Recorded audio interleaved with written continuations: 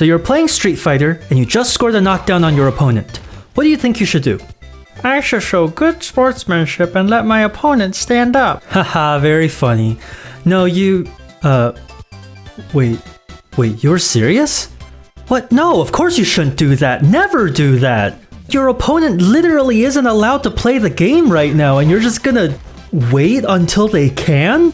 Throw a projectile, throw an attack, time an attack so that it lands when they stand up. Do something! Okay, look, I get it. There was probably one time where you knocked someone down and you tried to hit them and it didn't work and they hit you instead. And I get that in real life fighting, if you knock someone down, you probably like kick them in the head, right?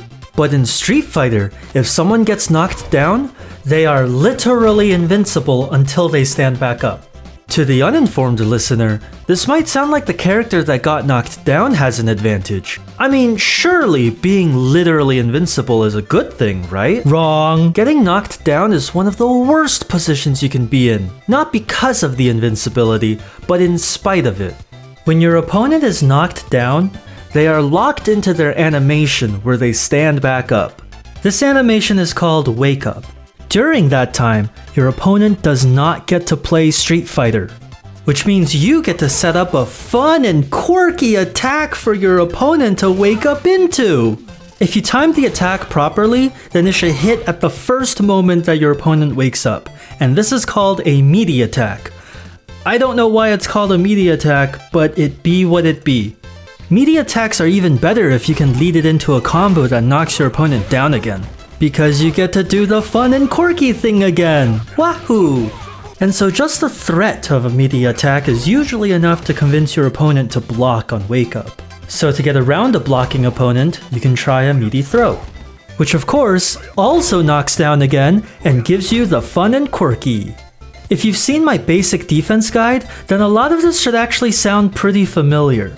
And in fact, it's actually all the same stuff, we're just playing from the attacker side now instead of the defender side. So I do recommend rewatching my basic defense guide with this new perspective. Now the only thing you'll have to watch out for now is the invincible reversal. This is a pretty good option because it beats attacks and it beats throws. It's definitely something worth incorporating into your game when you're playing defense. But you should also know that if you're on offense and you think your opponent is going to invincible reversal you, all you have to do is block, and then you have a million years to punish them for foolishly thinking that the reversal was going to work on you.